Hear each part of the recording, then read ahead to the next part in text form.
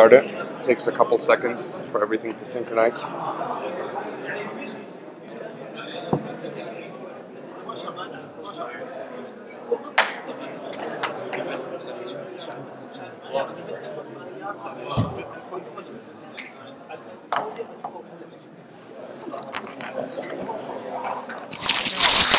اثنين هلا نحن شو عم نستنى الطاولة؟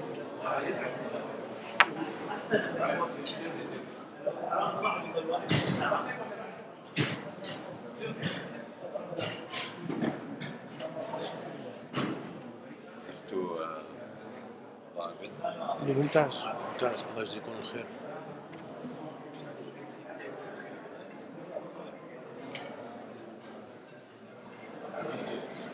So we're live now.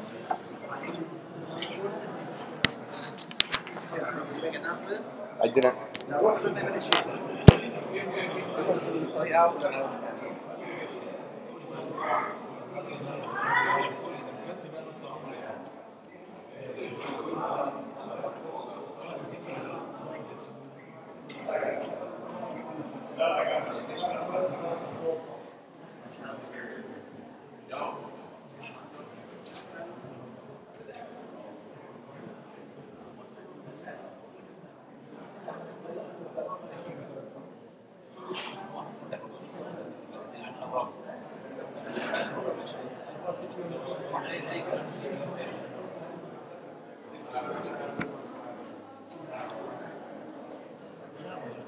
كنت امبارح انت؟ لا والله ما جيت امبارح، ما جيت امبارح.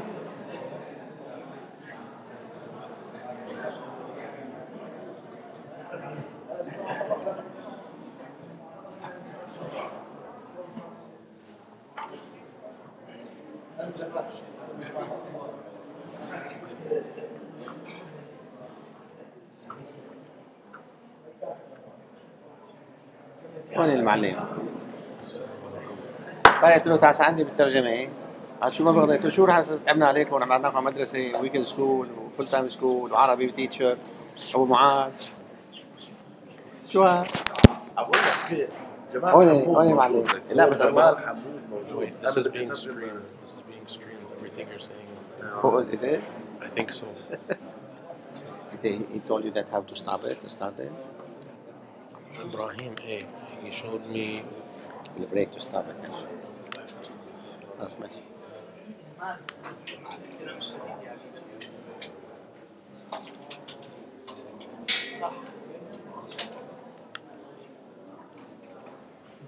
شو راح تتبع الطابور يمكن يسوي نويز لونين.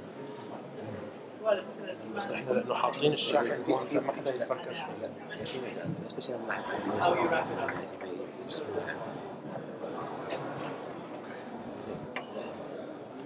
Assalamu alaikum.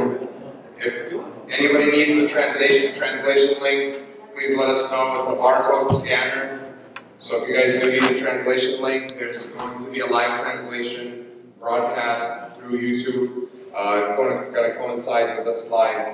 So if anybody comes in that doesn't need the translation link, also let us know. The scans we'll have a couple copies in the back of the men's and women's side.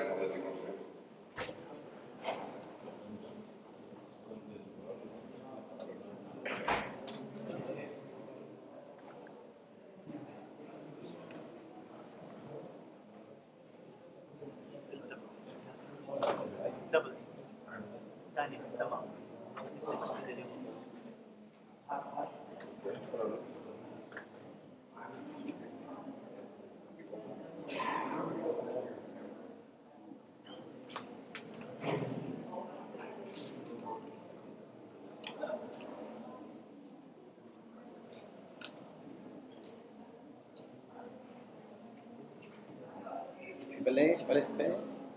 في معي كنين؟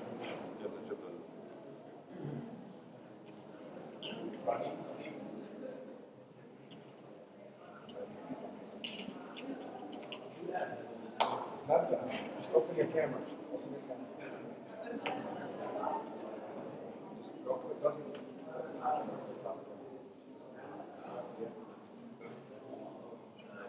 Two steps.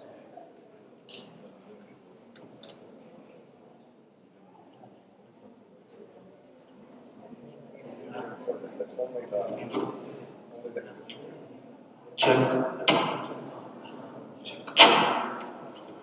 worry, I made it.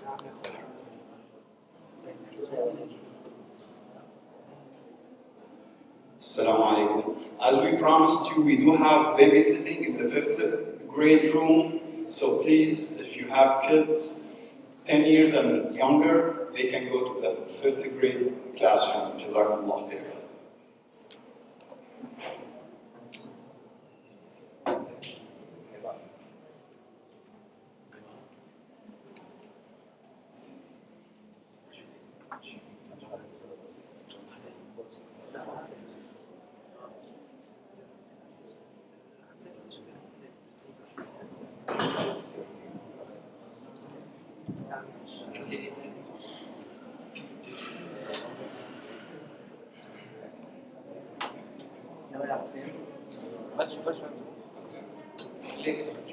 Assalamu alaikum wa rahmatullahi wa barakatuh. Peace be upon you.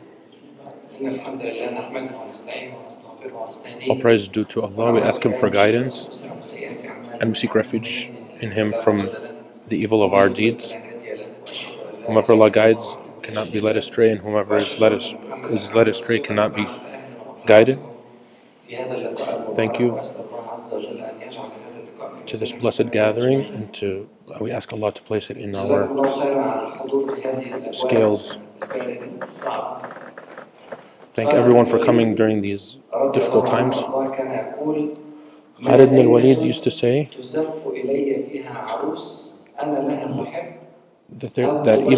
that a night when I would have a bride given to me that I love is no more beloved to me than a night which is cold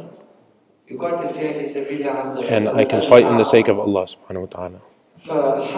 So we have a greater reward for coming during this time, and thanks to Allah who made it possible for us to come during this time, to come to a gathering of ilm.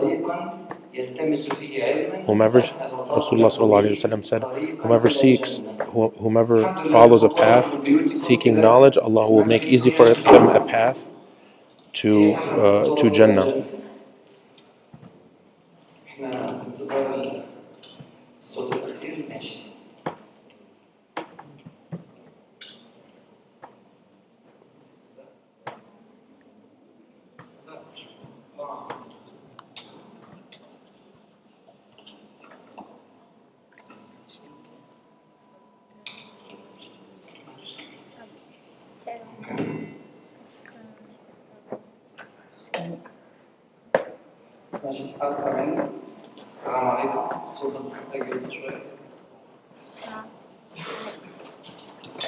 We're working on the sound situation. Yesterday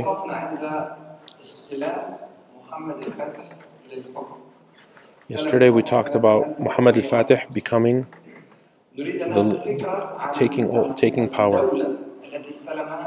We want to talk about the state that Muhammad al-Fateh took over.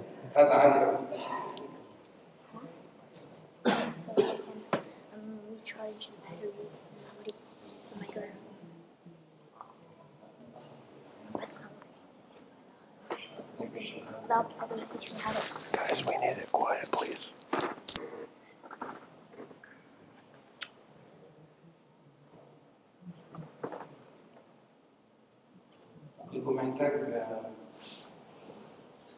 محتاج حجارة إنه خلينا نشوف لنا عرش لو حد شوف لنا حجارة دي الدولة So the state تبرعت بالإخوان طلعت كيف لحد ما يجينا التعب. الدولة the state that Muhammad al-Fateh inherited from his father, Murad II, was a large state, as you can see. الدولة الحقيقة كانت اللي هي اللون الأخضر اللي انتم شايفينه. So you see the green color is the Ottoman Empire. اللي هو الأخضر الغامق، في أخضر فاتح وفي أخضر غامق. الأخضر الفاتح هذا اللي هي الدولة التي تحكم بشكل مباشر من الدولة العثمانية.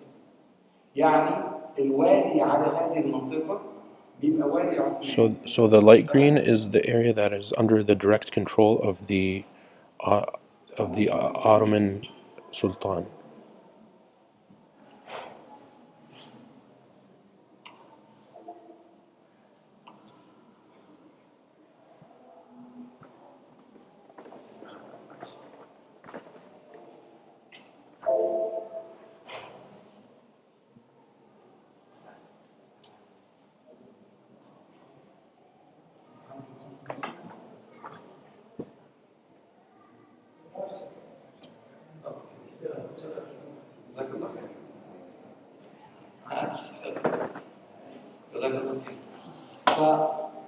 فالدولة اللي هو اللون الأحمر، اللون الأخضر الفاتح ده هي التي تدار بشكل مباشر. يعني إيه شكل مباشر؟ So the light green color again is the areas that are under the direct control of the Ottoman ruler. And the dark green is the dark green is ruled indirectly by the Ottoman ruler. So that person, the ruler of those state territories, for example, in Bosnia, would be from the state itself. So from Bosnia, for example, it was a Christian ruler in Bosnia, but he would pay jizya to the Ottoman Empire, and he could not make any political decisions. Those political decisions would go back to the would be made by the Ottoman Empire.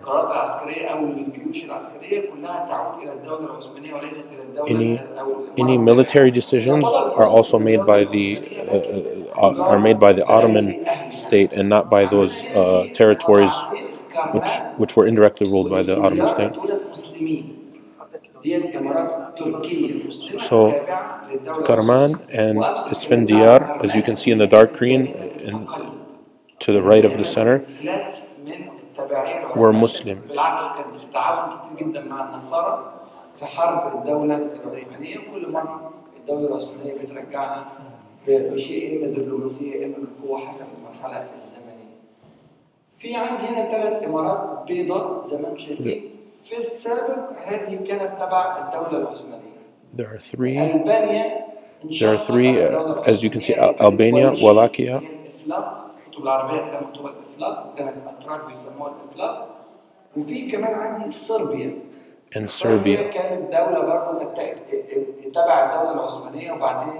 These were ruled by the Ottoman Empire, and then they later left the Ottoman Empire. 1443. These left in 1443, the Hungarians were able to defeat the Ottomans, and those states were able to secede from the Ottoman Empire.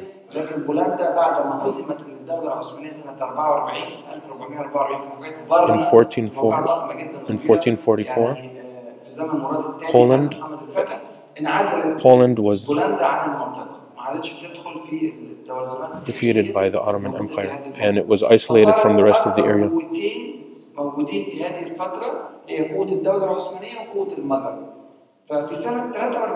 So the two greatest powers during this time, in the early 1440s, the two greatest powers were the Hungarians and the Ottomans. And the Ottomans suffered a series of defeats during this time. هو كان اصلا نصراني واسلم وبعدين ارتد الى النصرانيه تاني، اسمه اسكندر بيك، اسمه الاصلي جورج كستريوتي. وبعدين اسكندر بيك was someone who was واللي اشتهر بيه حتى بعد ارتدادي هو اسكندر. he was Christian. He became Muslim, and he later returned to Christianity. He left Islam and returned to Christianity and went to Albania and separated from, in 1443, he separated from the Ottoman Empire. اسكندر بيه ده كان مشكله كبيره جدا للدوله العثمانيه. Iskandar Beg was made it very difficult for the Ottomans. He had victories over the Ottomans during the time of Murad II, and also during the time when his son took over during the time of Muhammad Alfateh.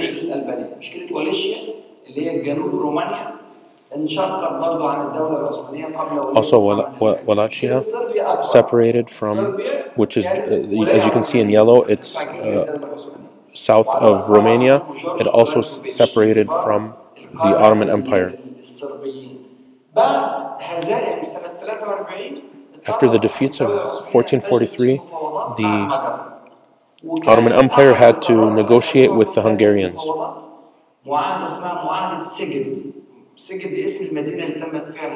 So there was a city in Serbia named Sighet, and that was the name of the city and the name of the treaty as well, and it stopped the war between Hungary and the Ottoman Empire.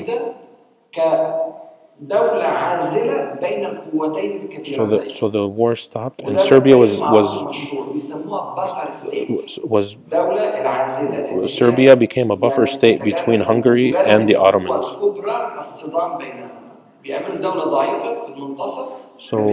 So a buffer state is a weak state that sits between two great powers, and it keeps them from having to fight, keeps them from fighting each other.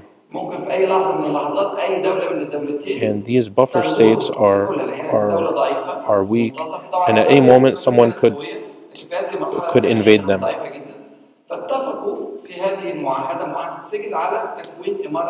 So in Sighet again, they agreed to make a kingdom or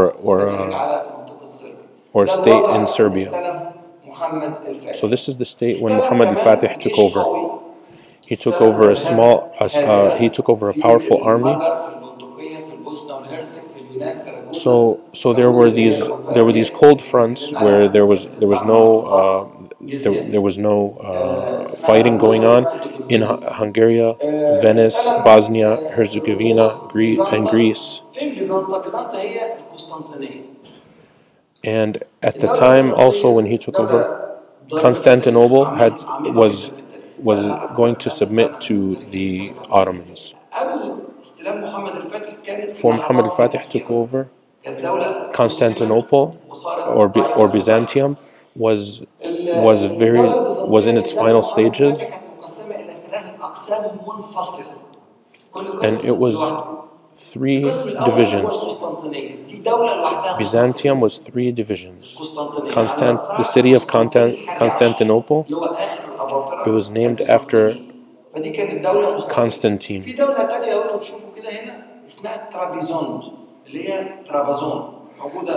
And then in pink you can see Trebizond or Trabzon, now referred to as Trabzon, which is a state in Turkey.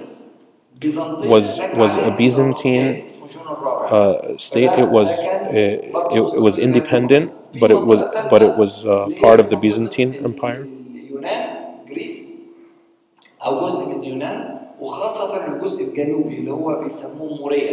And then there was southern Greece, or what is referred to as Morea.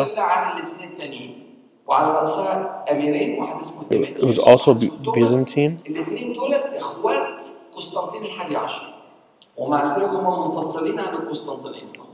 So Morea was ruled by a brother of Constantine the 11th. ترابيزون كبرى نسبيا، طبعا كلهم في الاخر صغيرين لكن نسبيا تعتبر كبرى، اللي هي امبراطوريه ترابيزون، امبراطوريه القسطنطينيه، ومنطقه اليونان.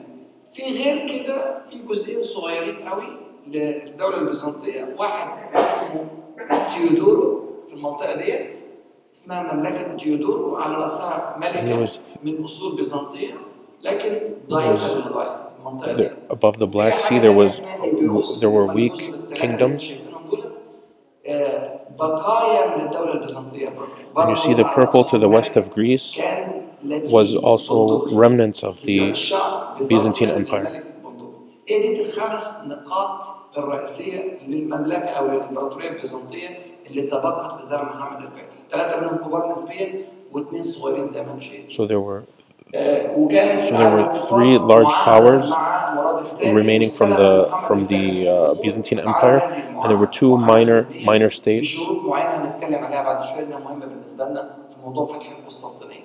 وكان في رضا شعبي. يعني ايه رضا شعبي؟ يعني 650,000 كيلومتر مربع اللي بيحكمهم محمد الفاتح اللي هي الأجزاء الخضراء الفاتح. So there was popular support بوسنا وأجزاء من اليونان وكرمان وبقية الدولة العثمانية.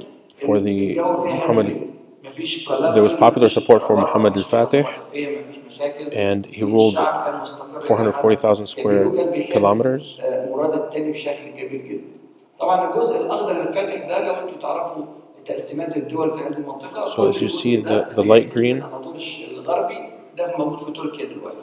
والجزء ده اللي هي بلغاريا. So you see the light green that's part of Europe is Bulgaria today. وفوق مقدونيا دي كوسوفا. ديت المناطق اللي هي and to the east, to the southeast of Constantinople is what is part of Turkey today. موجودة في الدولة العثمانية وده شيء لافت للنظر لأن ده اللي بدأه مراد الثاني وما كانش موجود في العهود التي سبقت مراد الثاني وده اللي استلمه محمد الفاتح وبعد كده So this popular support. هذه الحركة العمرانية في إن هو يزيد من عمران الدولة العثمانية. So this popular support that he inherited from his father. Now, as far as problems we see, there was Albania and Serbia and Karaman.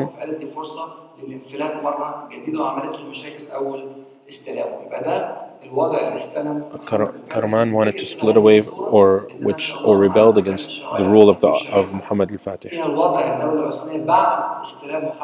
And then we're going to see another slide later that'll show the situation 30 years later after Muhammad al-Fatih took over. So what problems did he have when his rule started? الأولى انقسام الدولة. يعني ايه انقسام الدولة؟ أنا عندي قسم لو أنتم تفتكروا الخريطة، قسم في الأناضول وقسم في البلقان. So the state was kind of fragmented. Part of it was in Asia, and part of it was in the Balkans. So there was geographic separation.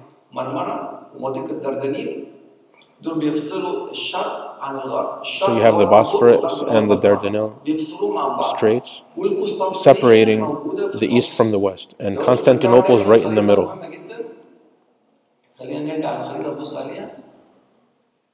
الخريطة عاملة زي القسطنطينية عاملة زي الجزيرة في وسط الدولة العثمانية. So it's like Constantinople was an island in the middle of the Ottoman Empire. So nobody could go safely from east to west without passing by the dangerous military separator of Constantinople.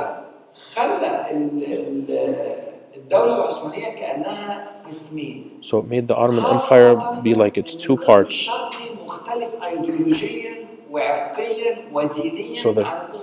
So the eastern part and the western part were different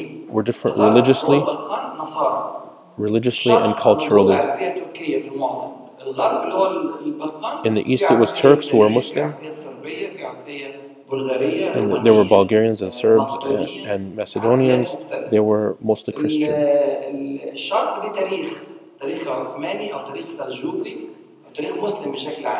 So their history was Muslim history. The Seljuks and the Turks were their history was that was the history of the people in the eastern side. On the western side, it was the Christian Greek history. So there was not much harmony between east and west. واحد هذه الفتن ولايه محمد الفاتح انه شاب صغير عنده 19 سنه. So there was not a lot of harmony, and it could be easy. It would be easy for there to be fitna, for there to be strife between the east and the west, especially during the time of Muhammad al-Fatih. He was a young man, a young ruler, and it would be easy for different parts of the empire, for the east and west, to separate. والقسمين دول مفصولين جغرافيا بالمضايق ومفصولين عسكريا بالقسطنطينيه. So the straits of the Bosphorus and the Dardanelles separated them again geographically. Constantinople separated them militarily. And there are pockets of danger inside the empire. So among them are Constantinople, Greece, Albania, Trabzon, and Karaman. منهم اللي هم الخمسه الرؤساء للخمس جيوب خطر قسطنطين الحادي عشر. So those five had rulers who were causing problems for the Ottoman Empire.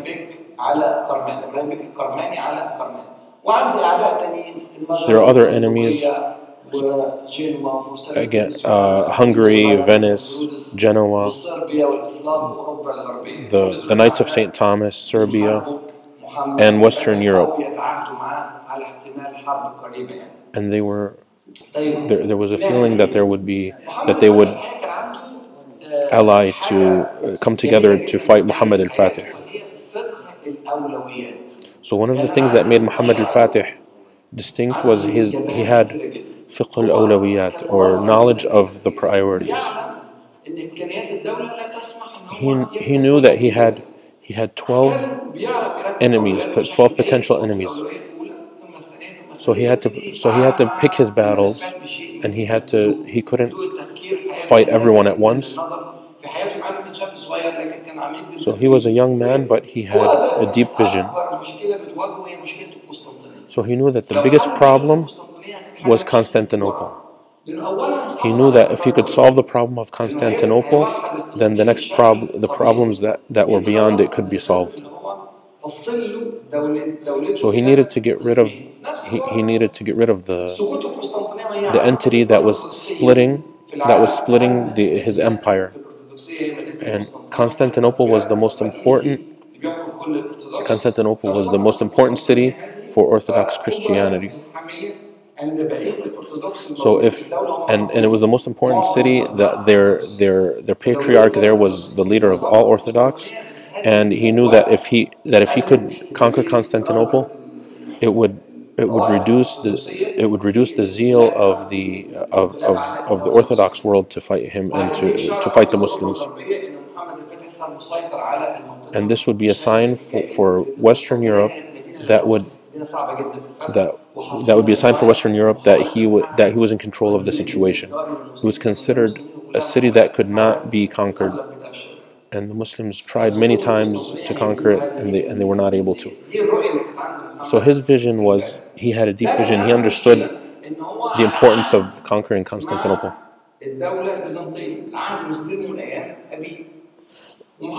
So he inherited from his father. A treaty. There was a treaty between the Byzantine Empire, or the Byzantine state, and the Ottomans. And the Ottomans were known to respect their treaties. في هذا الكتاب بيتر شوجر مهم جدا لان اصوله مجريه، هو امريكي بس اصوله مجريه. So there's a Hungary. اللي هي اصلا اكثر البلاد المعاديه للدوله العثمانيه. So there was a book written by a Hungarian American, and he says the truth that the Ottomans do not betray the treaties. As long as there is a treaty, there's no betrayal. بلا استثناء اتفقوا في معاهدات مع الدولة العثمانية وغدروا بها. So you see the 12 enemies that the Ottoman Empire had, all of them had entered into treaties with the Ottomans, and they had and they had all betrayed those treaties. There's no state that ever entered into a treaty with the Ottomans except it did.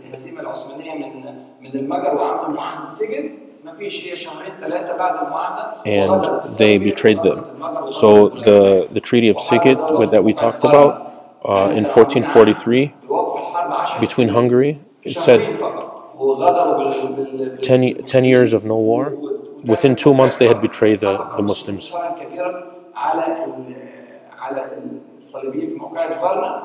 ومن ساعتها بولندا انعزلت والمجر ظلت عدوة للمسلمين. فمحمد الفاتح لا يريد أن ينقض عهده. Muhammad al-Fatih does not want to abrogate the treaty with Byzantium. So he did not have he was not so rash to rush into something that would cause him to do something which was prohibited by Islam, by Sharia, or prohibited by law. So the lesson we take from this, if you want to do something for the service of the Muslims, do not do anything that is that's prohibited in Islam. اتفاق على ايه مع الدولة البيزنطية؟ كان على شرط غريب جدا. وضع الحرب بين الطرفين في نظير امر غريب جدا. ايه الامر الغريب ده؟ احتفاظ الدولة البيزنطية بأحد المتمردين العثمانيين. في تاريخ مراد الثاني أحد المتمردين من العائلة العثمانية اسمه أورخان. التاريخ مش عارف بالضبط أورخان ده يقرب إيه لمحمد الفاتح. So there was a rebel against the. So there was Khan was someone who rebelled against Murad al-Thani, the father of Muhammad al-Fatih. So there was a struggle between them.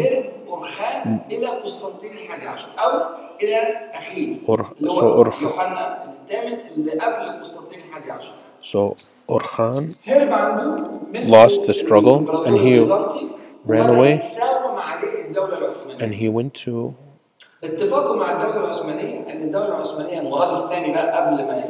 the Hungarians, the Byzantines, and they held on to him and they said,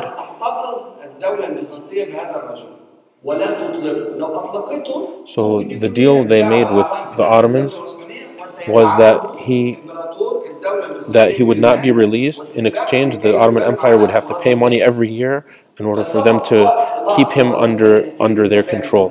So once they let him go, if they let him go, he would cause problems, and they would support him. The Byzantines would support him in causing trouble for the Ottomans.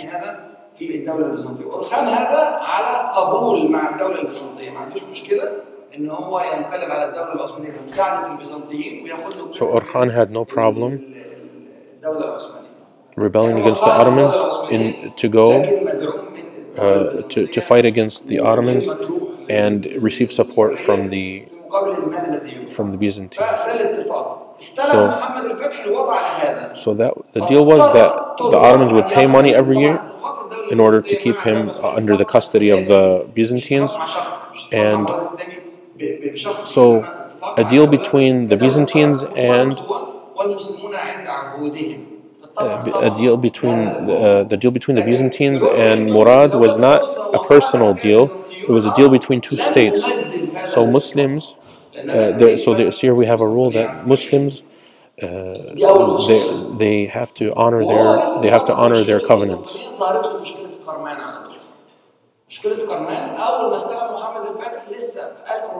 There's also the problem of Qarman.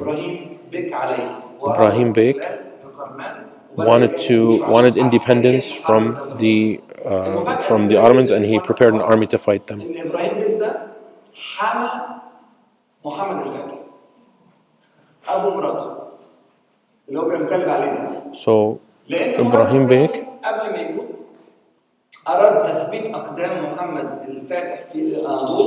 So Ibrahim Bek was the father-in-law الزواج السياسي.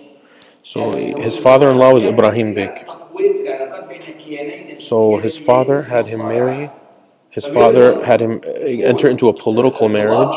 بعلاقة الزواج. So to strengthen the bond. بس عند الدولة العثمانية أوروبا كلها كان فيها الزواج السياسي. تلاقي So political marriages happened not just among the Muslims, but it was also well known to happen in Europe. فجوزوا جوازتين. جوزوا من بنت أمير كرمان وبنت أمير إمارة اسمها ذي القادر. دي إمارة كانت برضه حدودية بين الدولة العثمانية وبين المماليك. So he had him marry from two families, two states that were part of the Ottoman Empire, Karaman. طبعا ده مش مجال القدوة يعني عشان بس الشباب ما يبقوش متخيلين ان هو ده انا عايز اعمل زي محمد فتحي. لا اعمل زي في الوجود الثانية. في بوسطن كنت بقول الدورة دي في بوسطن فواحد بيقول للاخوة يعني بعد ما سمع ان عايزين نعمل زي محمد فتحي. So he's saying the young men should not say that they want to follow his example in this regard. If you want to follow the example of Muhammad al-Fatih, follow his example in other areas. مش ثلاثة. طبعا ما حدش يتكلم بقى في الطرف الذكوري يعني. فكرمان مع ان بنته عند محمد الفاتح لكن باع القضية انقلب على So Ibrahim Bek محمد الفاتح خد جيش وراح. he betrayed Muhammad al-Fatih. أول حملة هميونية يقوم بها محمد الفاتح قام بها ناحية كرمان اضطرارا. So Muhammad al-Fatih had to go and fight the state of Karman and bring it back into the fold of the fold of the Ottoman Empire. And this was the first army that Muhammad al-Fatih that was the first battle that he fought. And then before the dust settled, the messengers of Constantine the 11th,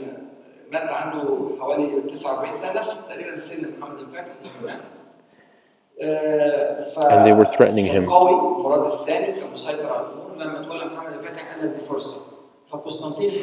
So when Murad II died, they sent him saying,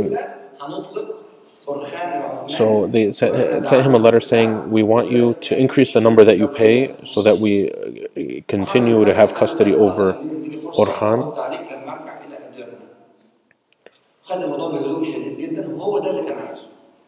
And Muhammad al-Fatih was he was waiting for Constantine to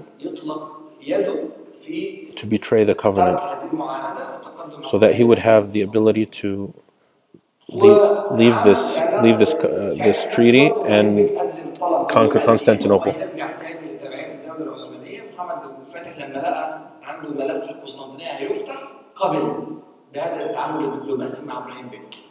وحصل نوع من الاتفاق ورجع ابراهيم بك يحكم تاني كرمان تابعا للدوله العثمانيه ورجع محمد العثماني او محمد الثاني او محمد الفاتح الى ادرنا. So then Ibrahim Bek again became the ruler of Karman, but it was part of the Ottoman Empire.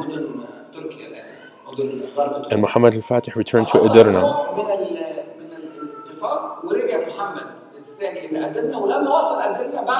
When he reached Edirna, which is close to Istanbul, it's in modern-day Turkey, he said, I'm not going to pay extra, and the treaty between us is finished. And he said that because Constantine was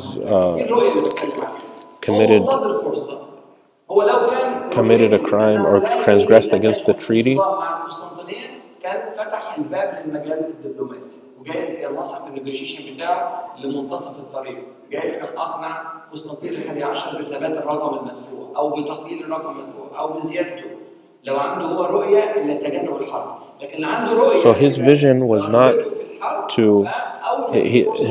not about leaving the war with leaving battle with Constantine. And he knew that it would be in He knew that it would be in the interest of the Muslims to take over Constantinople, so he didn't give him a chance to go back and fix his mistake.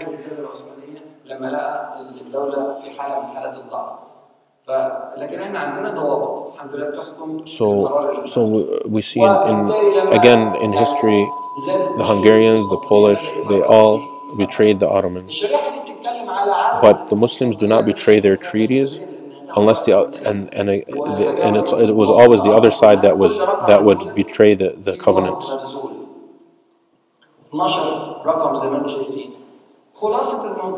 So you see here there are 12 numbers. These 12 numbers refer to all the enemies of the Ottomans.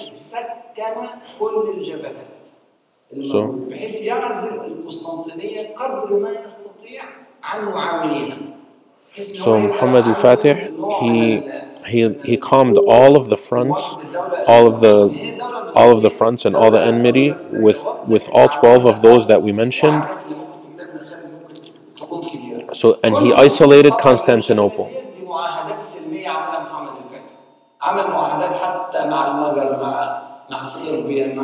So he made treaties with Hungary, Serbia,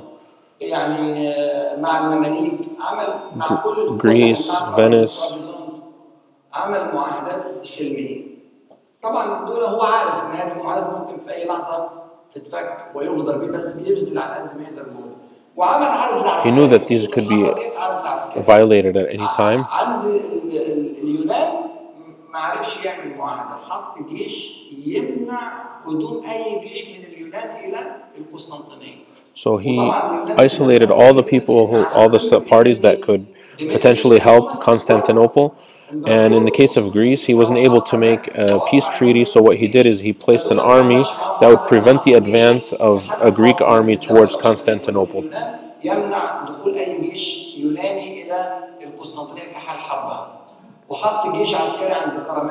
And Karaman, he could not guarantee his father-in-law again betraying him, so he placed an army there to prevent them from helping Constantinople.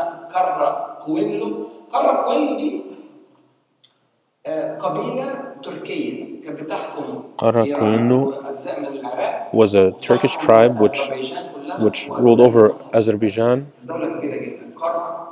and وهيجي بعدها على طول قبيله اسمها اق كوينلو، اق يعني ابيض، كوينلو يعني خروف، فقبيله الخرفان البيضاء. دي قبائل تركيه. These were Turkish tribes. Karakuinu means the tribe of the black sheep, which ruled over Azerbaijan and parts of Iran. And they used to fight Muhammad al-Fateh. In the future slide we'll talk about them.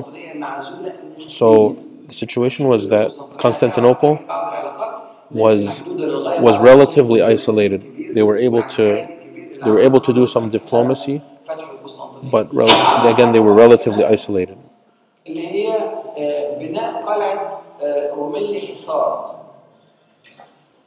كان بايزيد الصعقة أبو جد محمد الفاتح بني قلعة اسمها أناضول حصار على مضيق البوسفور. محمد الفاتح بنى قلعة. So on the Bosphorus, the grandfather of Muhammad al-Fatih built Anadolu Hisar, built it on the. محاولة إنهاء المحاضرة بشكل أنا طولت عليكم. He built it on the eastern side of the Bosphorus, and Muhammad al-Fatih went and built Rumilli Hisar, which on the western side of the Bosphorus. So down in the southwest is Constantinople, and at the bottom you see the Dardanelles. كان في أناضول حصار القلعة دي هو بنى في مواجهتها مباشرة قلعة ثانية اسمها قلعة روميلي حصار. So across from Anadolu Hisar, he built Rumeli Hisar, and he put cannons on both of them. So any ship that wanted to sail from the Black Sea towards Constantinople, it would be under the fire of the Ottomans. So Trabzon was one place that could potentially send ships.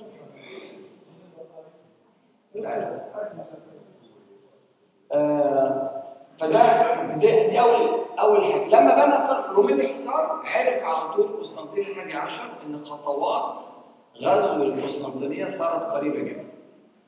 So when they saw Rumeli Hisar, when that fort was built, Constantine the 11th knew that it was going to be invaded, that Constantinople was going to be invaded. So how much did he prepare? So before besieging Constantinople, 70. كان عند الدولة العثمانية وده ليه قصة وقصة تهمنا في موضوع محمد الفاتح. So 70 cannons, 4 of them were large and 66 were small. He prepared what was the biggest. At the time, Muhammad al-Fatih had the biggest cannon in the world. Orban was a Hungarian who knew how to design weapons, and he was Hungarian. And he didn't care about principles. He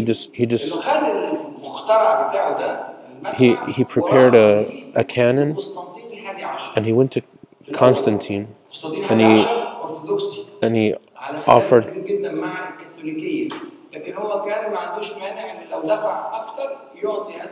So Urban was Catholic and Constantine was Orthodox, and he didn't care about principles, he cared about money. So he said to Constantine, he asked Constantine for a large amount of money, and Constantine refused and said he did not have the budget for it, and he knew that Muhammad al-Fatih was besieging them. So he wanted to be able to buy food for the siege.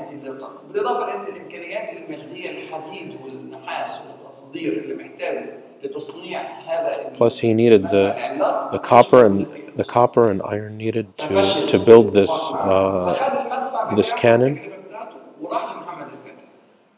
And Constantine didn't have it, so Urban went to Muhammad al-Fatih. So he wasn't able to sell to the Orthodox Christians, so he went to the Muslims.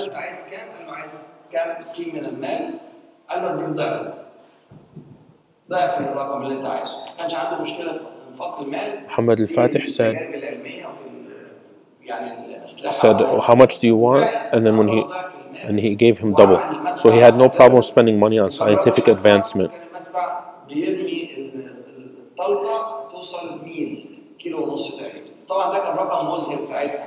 So at that time, it was considered.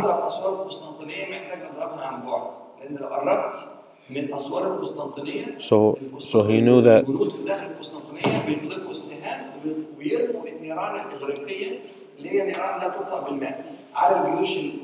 So this could go for a mile. The cannon could shoot projectiles for a mile.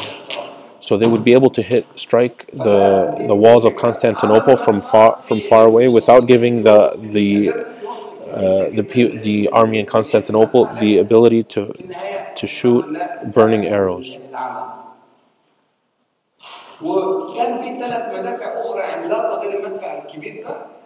Besides the giant cannon, there were also three large cannons and 66 small cannons. He built 126 ships.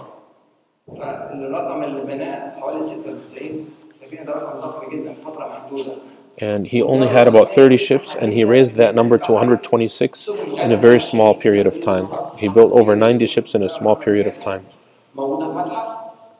كانت صغيرة رفيعة وطويلة وتشتغل بالمجاديف الشراع بتاعها قليل قدرتها على المناورة كانت ضعيفة. So the ships that were built before. في العالم في ذلك الوقت رقم واحد في العالم كله البندقية. دي أكبر دولة بحرية في العالم.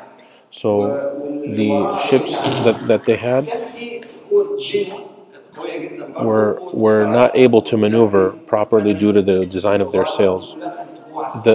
The greatest navy at the time was Venice, كان اسطولها وان كان يعني عدد 226 ده رقم الا ان هو كان نسبيا ضعيف.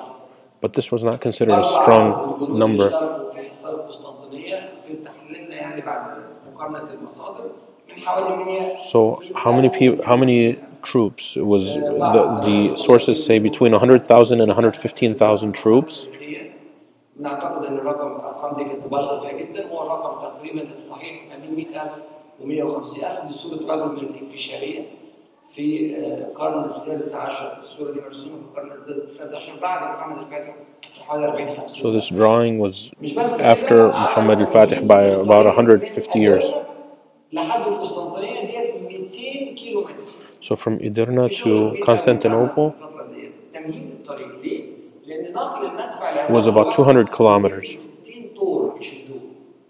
So that وغير أعداد هائلة so that giant cannon needed 200 over 200 bulls to pull it.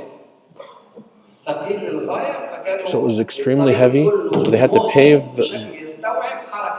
to pave the road and make it ready so that it wouldn't go left or right.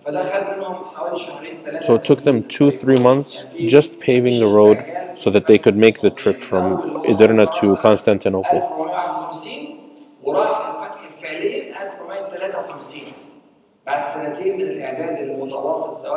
So 1451 was when he started to prepare for conquering Constantinople, and it was in 1453 when they actually reached Constantinople. So they had to prepare logistically, they had to prepare the army, they had to prepare morally for the battle. And he worked with the scholars to strengthen the zeal of the Muslims.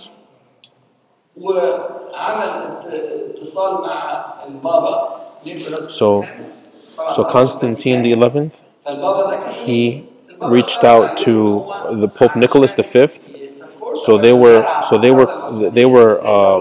He was Orthodox and the Pope was Catholic. لقرارات مجمع فلورنسا اللي اتخذت سنة 1439 قبل القصة ديت بكام سنة؟ قبل ولادة محمد الفاتح ب 12 سنة وقبل فتح القسطنطينية ب 14 سنة. سنة 1439 حصل اتفاق في مجمع فلورنسا ما بين يوحنا الثاني اللي هو كان امبراطور بيزنطة ساعتها اخو قسطنطين الحادي عشر وما بين So there was a treaty between the Orthodox. This was the brother of Constantine the 11th. So that if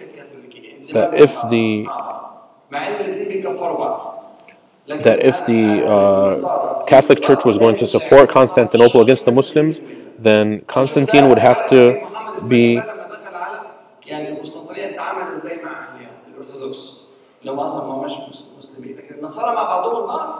and the treaty said that they would have to follow the Pope.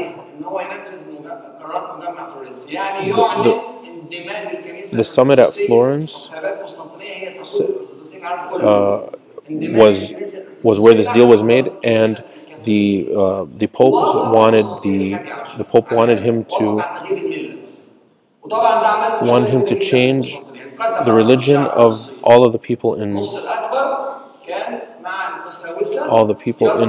in the Byzantine Empire, in Constantinople.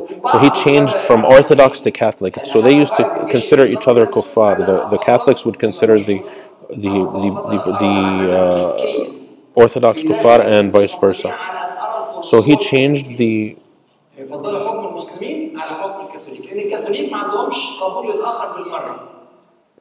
So there were people who didn't agree with this decision, and they wanted.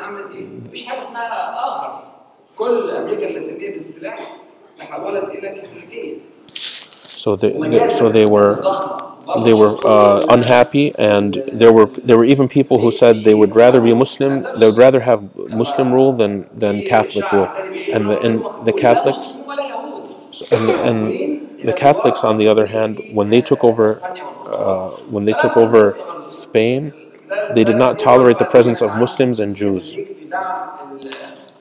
الدولة البيزنطية. لأجل هذا التردد الذي حدث في الدولة البيزنطية إن بعض الناس قبلت بالتحول إلى الكاثوليكية وعامة الناس رفضت، البابا ما كانش متحمس جدا للدفاع عن الدولة. So because many of the people refused to become Catholic, the Pope decided that he was not going to support them.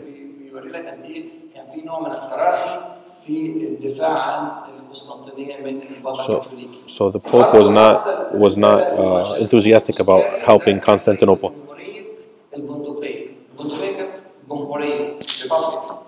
So Francisco Foscari was the leader of the kingdom of Venice.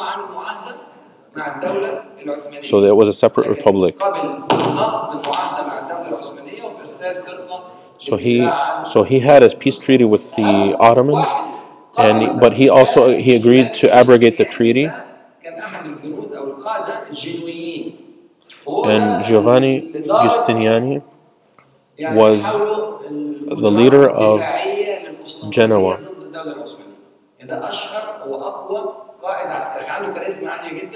He was very charismatic and he was a very strong leader.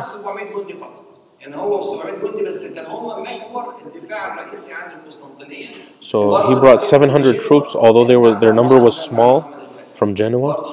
They also abrogated the treaty, and they were the core of the forces that defended Constantinople.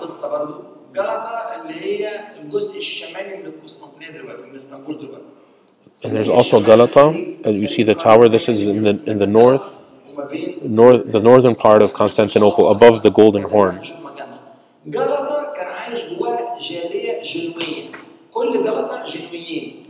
Galata was all Genovese, but they were not fighters. Constantine,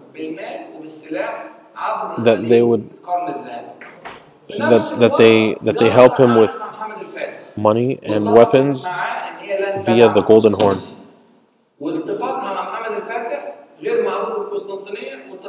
So they made a deal with Mohammad Alfateh and with Constantine. So they were working double agents.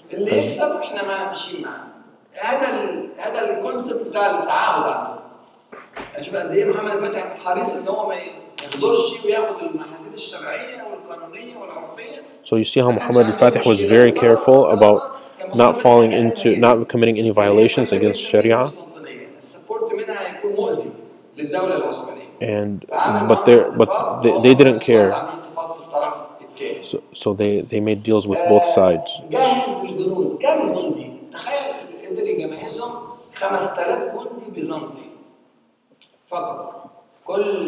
How many was he be able to prepare? He was able to prepare 5,000 Byzantine fighters and 2,000 foreigners. 1,000 from Venice, 700 from Genoa, and 300 from other areas. And how many people are outside? 100 to 150,000. So if you look at these numbers, you say the matter is settled. But it's not settled, because the walls of Constantinople can withstand 100,000 troops. It was very difficult to penetrate. So probably would not have been.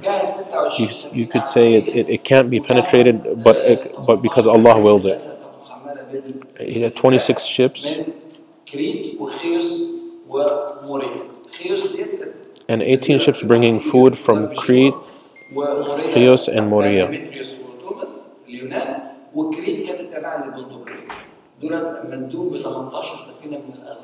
So they gave him 18 ships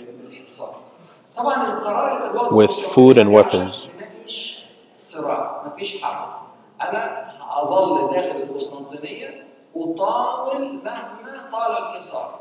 So all I'm worried about, he said he's not going to be fighting outside he's not going to enter into direct confrontation with the Ottomans, because he had 7,000 troops and the Ottomans had over 100,000. So he was just going to try to withstand the siege and try to hang on as long as possible inside the siege.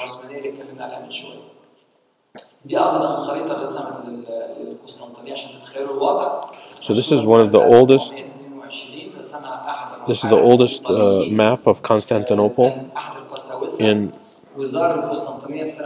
He was an Italian explorer. He went in 1422.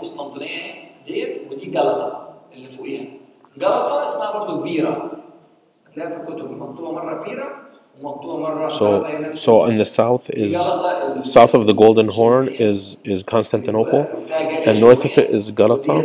Galata also referred to as Pera, P-E-R-A.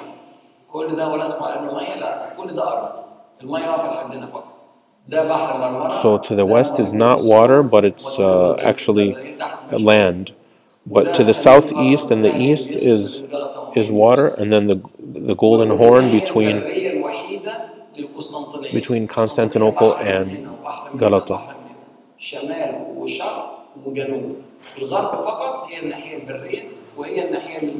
So we see from the west there's the land, and Constantinople had water from the south, the east, and the north.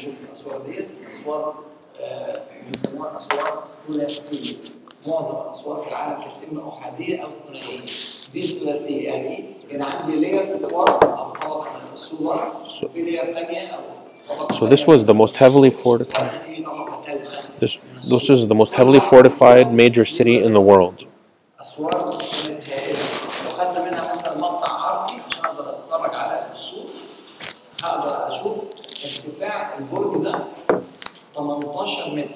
So you're going to see this 18 meters, or what you can say 6 stories.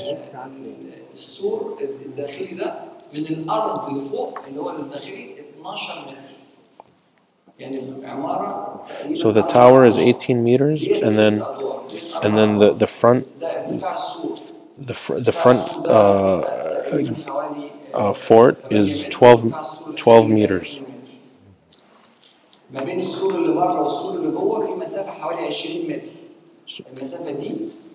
So between. Come this side, you can listen. So the channels were 20 meters, and over those. So anyone trying to approach Constantinople, they could shoot flaming arrows or throw boiling oil at them. So this is a Constantinople fort, right? إن شاء الله. في عندي كمان قصة تانية، إن السور زي ما انتم شايفين كده هو مش مجرد حيطة. السور ده أولاً سمكه 5 متر. So it wasn't just a wall. The gates the fort of Constantinople, the walls of Constantinople were not just a normal wall. It was 5 meters thick. Huge.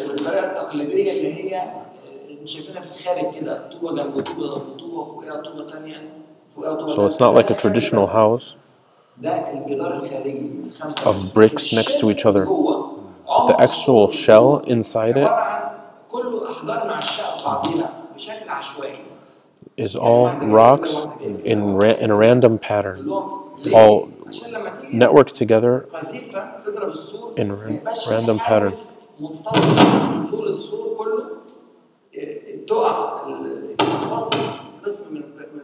So that when a projectile comes, it doesn't hit and a projectile comes and hits it, there's no connected line that could be weak, and then the projectile would be able to penetrate.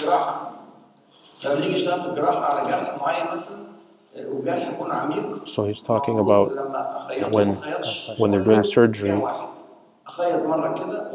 And when the suitors are done in a crisscross pattern, not just in one direction. Yeah, we can hear him.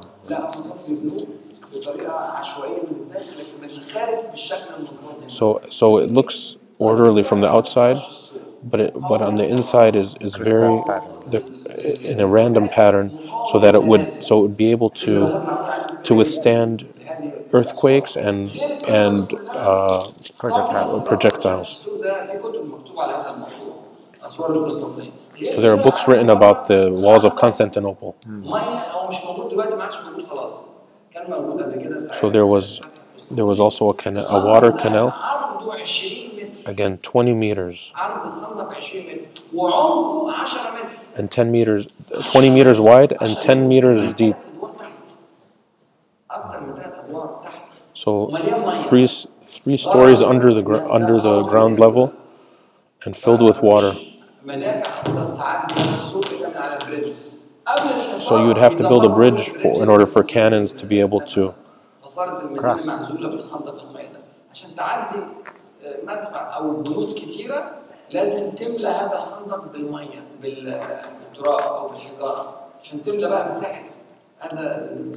So that they would be able to cross it, it would have to be filled with dirt. So penetrating or even coming close to Constantinople was considered impossible military at the time. So we say Allah subhanahu wa ta'ala willed for that conquest to happen.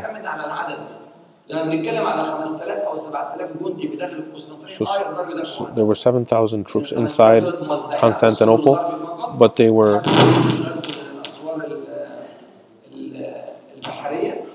worried just about the western wall. The 7,000 were not preoccupied with having to defend all of the walls of Constantinople. They were just worried about the western wall, which could be approached from the land. So this is the one. 5.7 kilometers, the western wall, on the land wall here. And then near the Golden Horn, 5.6 kilometers and 8.4 kilometers on the Marmara Sea. Take a picture. الاسوار اللي هنا كانت ضعيفه نسبيا لان مفيش سفن كبيره قادره على اختراق هذه الاسوار فما كانوش مهتمين بها. So they were not worried about ships that could break through those walls. او يشترك الجيش البري في حرب القسطنطينيه. في عندي كمان شيء مهم هنا اسمها Another important thing to note, there was a chain. This is the chain. So this was an iron chain that would prevent any ships from. It would lock the Golden Horn. They wouldn't be able to go in. مش هتخترق. فالفرصه الوحيده ان تدخل سفن الى داخل القرن الذهبي فدي كانت بتقفل القرن الذهبي بالاضافه لكده So they locked the Golden Horn. كله معسكر داخل القرن الذهبي فمحمي بالسلسله دي. And the fleet was all inside the Golden Horn. So their strategy was for any army that was trying would lay siege to Constantinople, they would eventually just get tired and go away. So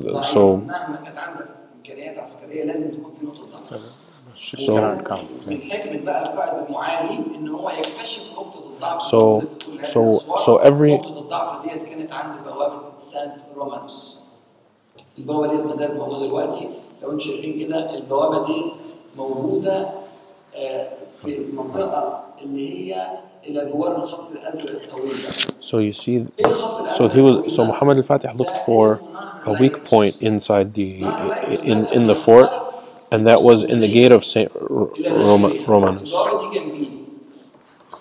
نتيجة وجود هذا النهر فالأرض منخفضة في هذه المنطقة.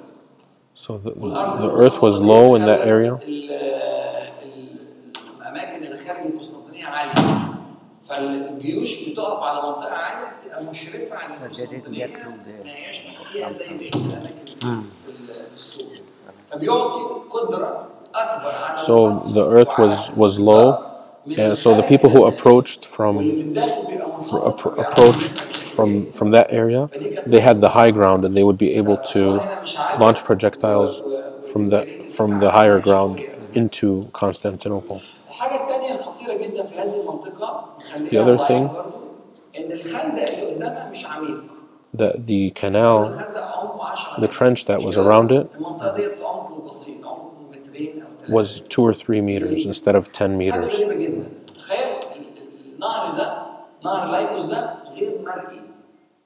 يعني انت ما تشوفوش ليه؟ لان البيزنطيين منذ قديم الازل غطوا النهر كله.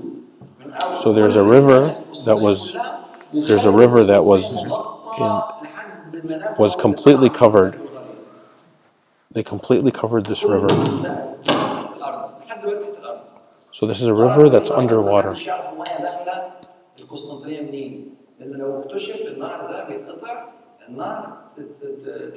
So this was done so that anyone who wanted to lay siege to Constantinople, they wouldn't know where the water is coming from. So that would be more difficult to lay siege. So that the defenders inside Constantinople would not go thirsty as a result of the siege.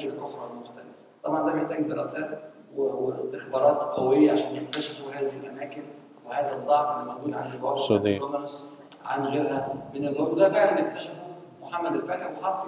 Mohammad Alfateh placed his main army across from the gate of St. Romanus.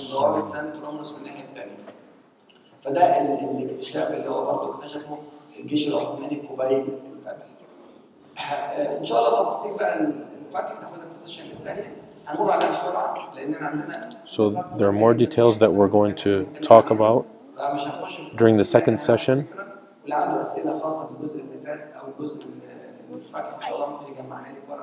So if you have any questions, if you can write them down for after the break. So we'll return at 3 o'clock, inshallah.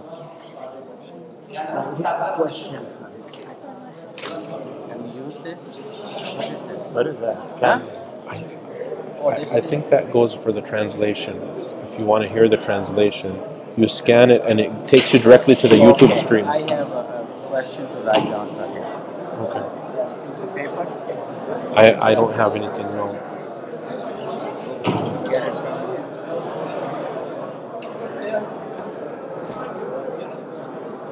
This is coming from. So that is linked to some YouTube or something? Yeah, there's a YouTube live stream, and when I'm translating, it goes directly to the YouTube. So,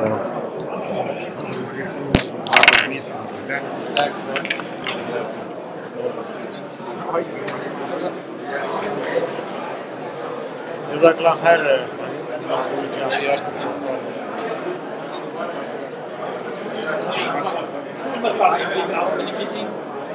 احسن بس في كلمه صعبه ولا شرط غلطه شو بدك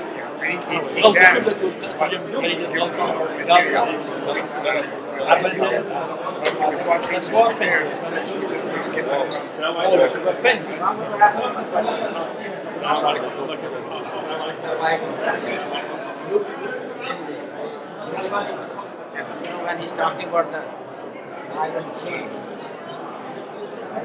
Yes. Maybe it was in that time.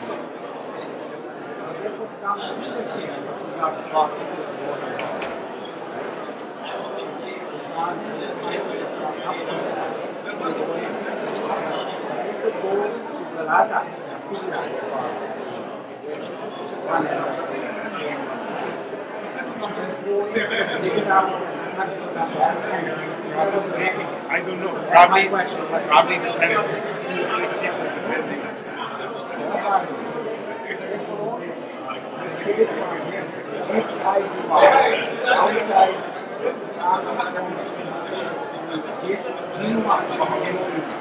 Outside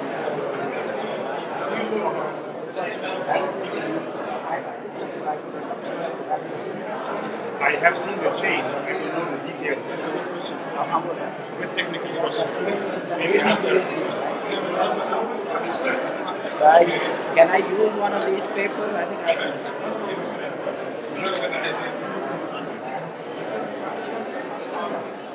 I need to give you, I think, Lena's rent. She gave you checks and you told me January, so I need to give you the rest of the checks for that amount stash it. So you give her cash. She's going next year, after the end of the term, she's moving with a friend outside. She's going to be driving for places, so she needs a car, so she wants to, she will go, so she, no, carry on to the East End.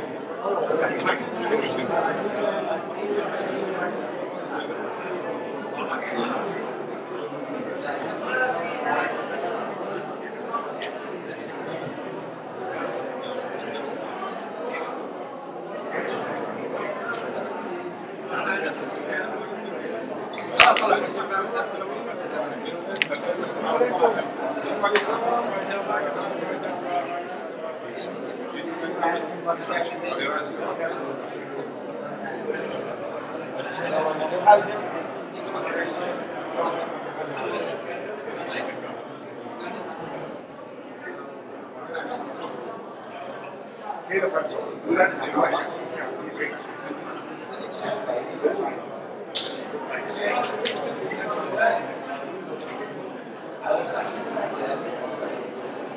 line.